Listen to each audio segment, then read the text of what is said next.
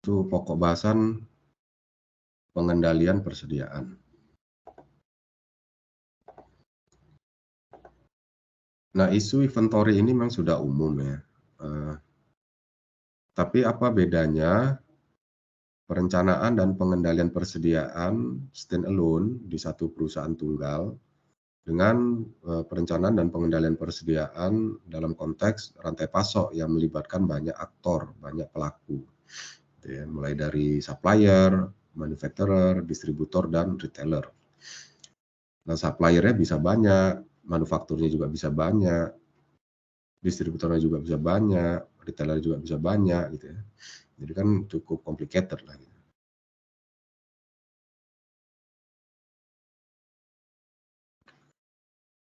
Nah, tujuannya apa pengendalian persediaan ini? Ya, sejak awal dalam sejarahnya keilmuan atau epistemologi supply chain management ini datangnya dari teori-teori problematika dan solusi-solusi dari persediaan, sistem persediaan. Nah, ketika muncul berbagai macam fenomena bahwa persediaan itu ternyata tidak boleh dioptimisasikan secara tertutup. Pengertian tertutup itu kita mengendalikan persediaan dengan mengabaikan keberadaan pihak-pihak di luar. Saya mengendalikan persediaan finish product saya sebagai manufacturer, berasumsi ya tidak ada kepentingan distributor. Nah, demikian juga saya mengoptimisasi persediaan bahan baku dengan asumsi tidak ada ketergantungan saya dengan vendor. Padahal ya, dalam manajemen rantai pasok seluruhnya itu harus dipandang sebagai satu kesatuan. Saya tidak bisa sesuka hati saya menetapkan tingkat persediaan tanpa mengetahui kemampuan dari vendor saya. Nah, demikian juga pihak distributor itu tidak bisa sesuka hati menetapkan berapa ukuran pemesanannya. Dia punya ukuran pemesanan ekonomis untuk kepentingan distributor. Tetapi ukuran pemesanan ekonomis distributor itu ternyata tidak mampu dipenuhi atau justru jika dipenuhi mengakibatkan biaya pengiriman dari manufaktur ke distributor jadi mahal. Artinya antara supplier, manufaktur, distributor, retailer harus ada sinkronisasi. Sinkronisasi ini butuh sumber data yang valid, real time, dan akurat. Nah, kembali lagi bahwa manajemen rantai pasok itu hakikatnya mengelola dua tipe data yang dibutuhkan untuk mengambil keputusan, yaitu aliran barang dan aliran informasi. Sedangkan aliran keuangan itu adalah konsekuensi dari akurat atau tidaknya data dan informasi yang berkaitan dengan aliran barang dan aliran informasi, gitu ya. Itu konsep dasarnya. Jadi pengendalian persediaan, kalau kita bisa kendalikan persediaan kita, unjuk kerjanya adalah total cost of inventory kita rendah, itu bisa kita capai jika tingkat persediaan kita rendah. Jika tingkat persediaan kita rendah, ingin rendah ya, jika tingkat persediaan kita ingin rendah, maka pastikan peramalan kita akurasinya tinggi. Jika kita ingin menghasilkan forecasting dengan akurasi tinggi, maka pastikan tersedianya data historis yang lengkap dan akurat.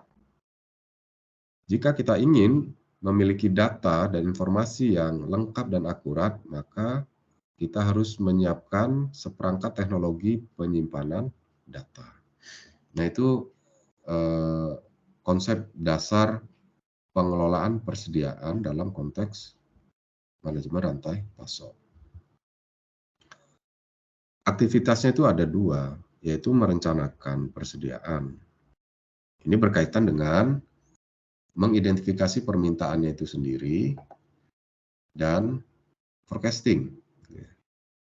Apa saja barang yang dibutuhkan di sistem rantai pasok kita. Jumlahnya berapa, speknya apa saja. Setelah itu ya ramalkan semua jenis-jenis barang tadi.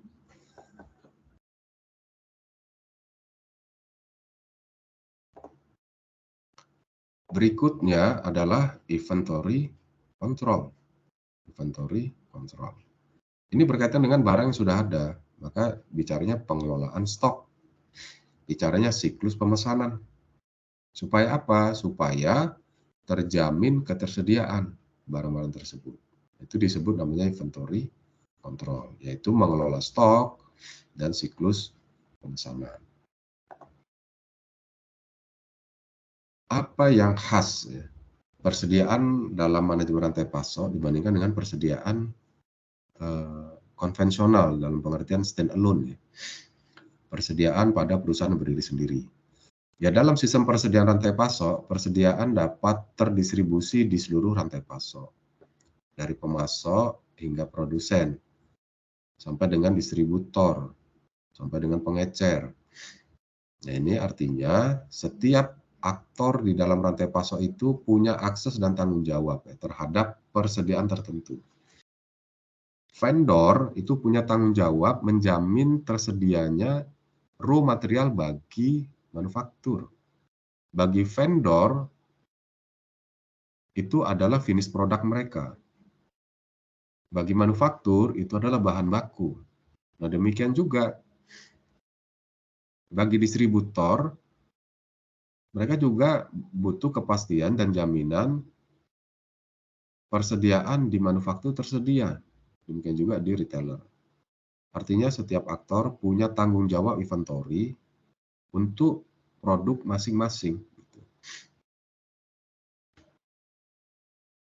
Dalam sistem persediaan rantai pasok, kerjasama dan koordinasi sangat penting. Jadi bahasa normatifnya kerjasama dan koordinasi. Bahasa teknisnya adalah media teknologinya, tentang data yang dikumpulkan, tentang informasi yang diolah, ya, antara supplier, manufaktur, distributor, dan retailer itu bisa berkomunikasi sehingga mereka bisa bekerja sama dan berkoordinasi. Maka di sini muncul teknologi semacam enterprise resource planning gitu, yang mengalirkan, menyediakan data dan informasi kepada seluruh pelaku di sepanjang rantai pasok dengan jaminan real time, akurat, dan lengkap. Gitu. Khas persediaan di rantai pasok lainnya adalah memiliki resiko yang lebih tinggi terkait dengan ketergantungan pada mitra bisnis eksternal. Keterlambatan pengiriman dari pemasok itu berdampak besar pada persediaan dan kinerja keseluruhan perusahaan yang terlibat. Jadi resikonya lebih besar. Kenapa? Karena dependen, karena saling bergantung. Yang sifatnya saling bergantung itu kan memang merepotkan ya, satu sama lain ya. Dan kita tidak bisa kendalikan gitu. Tapi satu sisi, apabila kerjasama dan kolaborasinya bagus, bersaingnya kan keroyokan, rame-rame, taburan itu, dibandingkan kita bersaing sendiri gitu. Nah kan ini yang sebenarnya ingin dicapai. Maka jalinan kerjasama, kolaborasi ya, dan koordinasi ini hanya dapat terwujud apabila setiap pelaku itu pegang data, pegang informasi yang sama. Tidak ada yang disembunyikan. Sehingga mudah untuk mengambil keputusan dan mengantisipasi berbagai macam ketidakpastian. Sistem persediaan dalam rantai pasok seringkali harus mematuhi standar dan persyaratan yang ditetapkan oleh berbagai mitra dalam rantai pasok. Kalau masih di dalam satu negara yang sama ya relatif lebih mudah, tapi ada kalanya kalau untuk global supply chain melibatkan perusahaan di berbagai negara dan setiap negara itu punya regulasi yang berbeda-beda, nah ini menjadi tambah rumit. Jadi kegiatan pengendalian persediaan kita juga tidak bisa dibangun modelnya dengan pola-pola yang sederhana gitu, harus mempertimbangkan kompleksitas yang muncul karena berbeda negara dan berbeda regulasi. Sistem persediaan di dalam rantai pasok itu satu, perubahan harga bahan baku. Nah ini repot nih kalau harga bahan baku di awal 1.000, tiba-tiba di tengah jalan jadi 1.500, nah itu besar efeknya. Kenapa? Karena berkaitan dengan penetapan harga jual finish produk itu.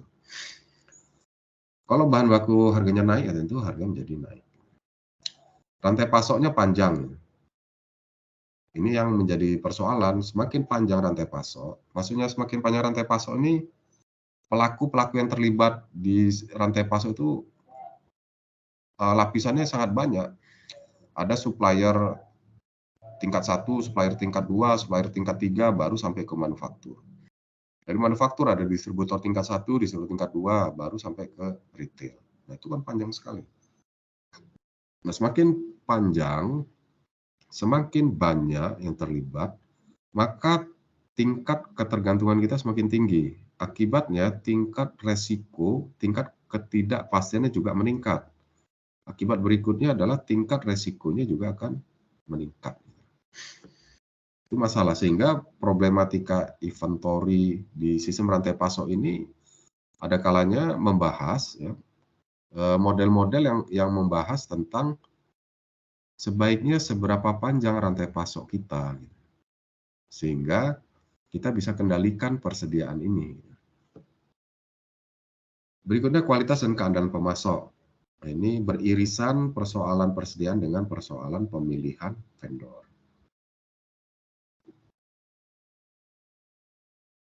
Nah ini beberapa pertanyaan ya yang merupakan kesimpulan atau resume dari konsep persediaan dalam perspektif manajemen supply chain. Yang pertama, apa tujuan utama dari pengendalian persediaan dalam rantai pasok? Apa tujuan utamanya?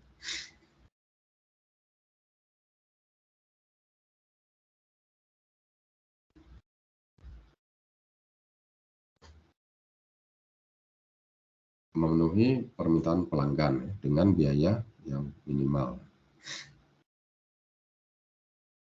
Kedua, metode apa yang digunakan untuk menentukan jumlah pesanan optimal dalam pengendalian persediaan? Chief.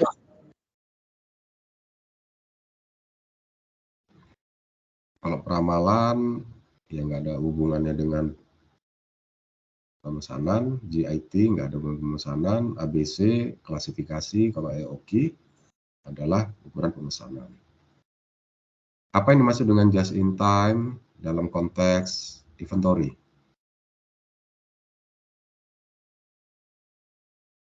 Oke.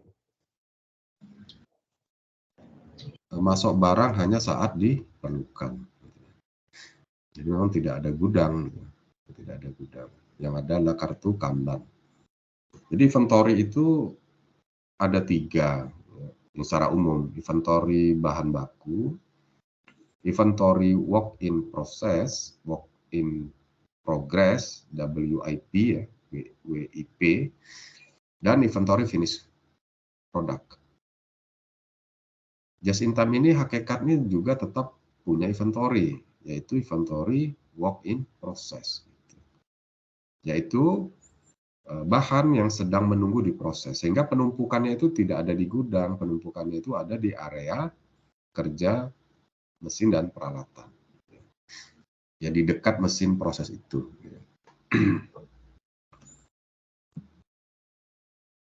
Apa dampak keterlambatan dalam pengiriman dari pemasok terhadap pengendalian persediaan? Jadi kalau pemasok itu terlambat, dampaknya apa?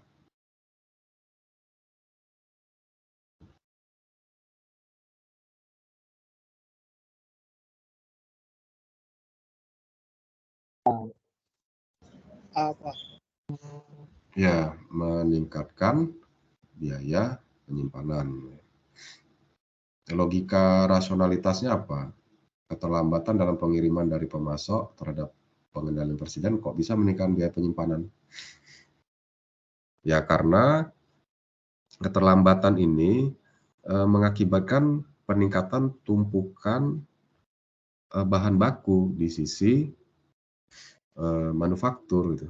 Sehingga rata-rata jumlah barang yang menumpuk itu menjadi meningkat. Nah, pengertiannya begini, misalkan dalam 1 tahun itu setiap bulan kita kirim, gitu kan. Bulan Januari tepat waktu, Februari tepat waktu, Maret itu terlambat, ya terlambat. Nah, waktu April tepat waktu, tapi yang Maret ini kan sudah kumulatif dengan yang April gitu. Dalam waktu biasanya per 4 minggu. Nah, ini terlambat 2 minggu gitu. Ini terlambat 2 minggu. Nah, yang April itu tepat waktu. Kan tetap saja sudah ada kumulatif kan. Apalagi keterlambatannya itu apa namanya berulang kali gitu ya, sehingga terjadi atau tercipta akumulasi. Nah, yang terakhir ini, apa yang dimaksud dengan segmentasi persediaan nih, dalam pengendalian persediaan?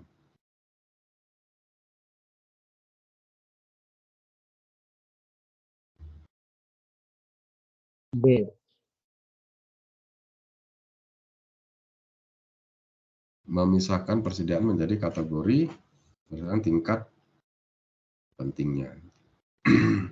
Di tempat penyimpanan, kategori atau klasifikasi itu secara umum bagi 3, yaitu fast moving, medium, dan slow moving. Maka harus disegmentasikan. Mana yang sering dibutuhkan akan kita dekatkan dengan pintu keluar. Mana yang sering datang itu kita dekatkan dengan pintu masuk. Mana yang biasa-biasa ataupun jarang sekali dipakai material itu ya kita akan letakkan lebih jauh dari pintu keluar masuk. Sederhananya kan itu yang kita masuk segmentasi persediaan. Nah, inilah topik-topik inilah apa ya gambaran umum ya sepintas terkait dengan konsep persediaan dalam manajemen rantai pasok.